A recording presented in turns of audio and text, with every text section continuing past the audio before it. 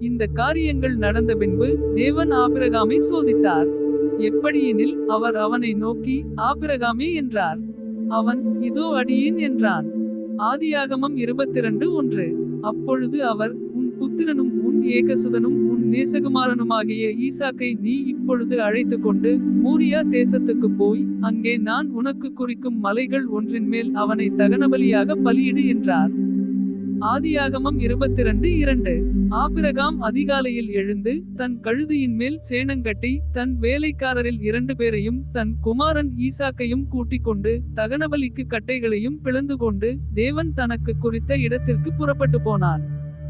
ஆதியாகமம் 22:3. 3ஆம் நாளில் ஆபிரகாம் தன் கண்களை ஏறெடுத்து பார்த்து தூரத்திலே அந்த இடத்தை கண்டான். ஆதியாகமம் 22:4. அப்பொழுது ஆபிரகாம் தன் வேலைக்காரரை நோக்கி நீங்கள் கழுதையை நிறுத்தி இங்கே காத்திருங்கள், நானும் பிள்ளையாண்டானும் அவ்விடமட்டும் போய் தொழுது கொண்டு உங்களிடத்துக்கு திரும்பி வருவோம் என்றான். ஆதியாகமம் 22:5. ஆபிரகாம் தகனபலிக்கு கட்டைகளை எடுத்து தன் குமாரனாகிய ஈசாக்கின் மேல் வைத்து தன் கையிலே நெருப்பையும் கத்தியையும் எடுத்துக்கொண்டான். இருவரும் கூடிப்போனார்கள். ஆதியாகமம் 22:6. அப்பொழுது ஈசாக்கு தன் தகப்பனாகிய ஆபிரகாமை நோக்கி என் தகப்பனே என்றான். அதற்கு அவன் என் மகனே இதோ இருக்கிறேன் என்றான். அப்பொழுது அவன் இதோ நெருப்பும் கட்டையும் இருக்கிறது, தகனபலிக்கு ஆட்டுக்குட்டி எங்கே என்றான். ஆதியாகமம் 22:7. அதற்கு ஆபிரகாம் என் மகனே தேவன் தமக்கு தகனபலிக்கான ஆட்டுக்குட்டியை பார்த்து கொள்வார் என்றான். அப்புறம் இருவரும் கூடிப்போய் ஆதியாகமம் 22:8. தேவன் அவனுக்கு சொல்லியிருந்த இடத்துக்கு வந்தார்கள். அங்கே ஆபிரகாம் ஒரு பலிபீடத்தை உண்டாக்கி கட்டைகளை அடுக்கி தன் குமாரனாகிய ஈசாக்கை கட்டி அந்த பலிபீடத்தில் அடுக்கிய கட்டைகளின் மேல் அவனை கிடத்தினான்.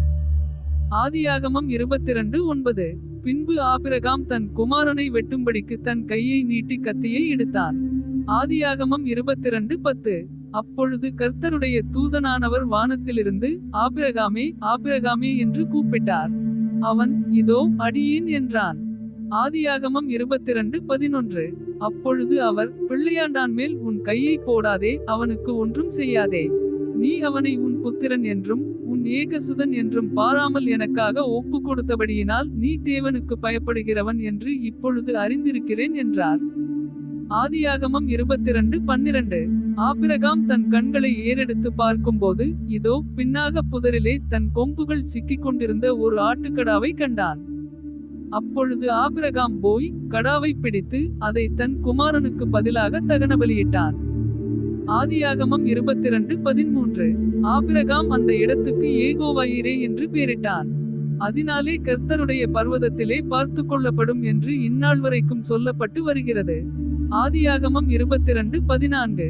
கர்த்தருடைய தூதனானவர் இரண்டாந்தரம் வானத்திலிருந்து ஆபிரகாமை கூப்பிட்டு ஆதியாகமம் 22:15. நீ உன் புத்திரன் என்றும் உன் எக்சுதன் என்றும் பாராமல் அவனை ஒப்பு கொடுத்து இந்த காரியத்தை செய்தபடியால். ஆதியாகமம் 22:16. நான் உன்னை ஆசீர்வதிக்கவே ஆசீர்வதித்து உன் சந்ததியை வானத்து நட்சத்திரங்களைப் போலவும் கடற்கரை மணலைப் போலவும் பெருகவே பெருக பண்ணுவேன் என்றும் உன் சந்ததியார் தங்கள் சத்துருக்களின் வாசல்களை சுதந்தரித்துக் கொள்ளுவார்கள் என்றும். ஆதியாகமம் 22:17. நீ என் சொல்லுக்கு கீழ்ப்படிந்தபடியினால் உன் சந்ததிக்குள் பூமியிலுள்ள சகல ஜாதிகளும் ஆசீர்வதிக்கப்படும் என்றும் என் பேரில் ஆணையிட்டேன் என்று கர்த்தர் சொல்லுகிறார் என்றார். ஆதியாகமம் 22:18. ஆபிரகாம் தன் வேலைக்காரரிடத்துக்கு திரும்பி வந்தான். அவர்கள் எழுந்து புறப்பட்டு ஏகமாய் பெயர்செபாவுக்கு போனார்கள். ஆபிரகாம் பெயர்செபாவிலே குடியிருந்தான். ஆதியாகமம் 22:19. இந்த காரியங்கள் நடந்த பின்பு ஒருவன் ஆபிரகாமிடத்தில் வந்து மில்காளும் உன் சகோதரனாகிய நாகோருக்கு பிள்ளைகளை பெற்றாள். ஆதியாகமம் 22:20. அவர்கள் யாரெனில் முதற்பேரான ஊத்ஸ் அவன் தம்பியாகிய பூஸ் ஆராமுக்கு தகப்பனாகிய கேமுவேல். ஆதியாகமம் 22:21. கேசெத் ஆசோ பில்தாஸ் இத்லாப் பெத்துவேல் என்பவர்கள். பெத்துவேல் ரெபெக்காளை பெற்றான் என்று அறிவித்தான். ஆதியாகமம் 22:22. அந்த 8 பேரை மில்காள் ஆபிரகாமுடைய சகோதரனாகிய நாகோருக்கு பெற்றாள். ஆதியாகமம் 22:23. ரேயுமாள் என்று பேர் கொண்ட அவனுடைய மறுமனையாட்டியும் தேபா காகாம் தாகாஸ் மாகா என்பவர்களை பெற்றாள். ஆதியாகமம் 22:24.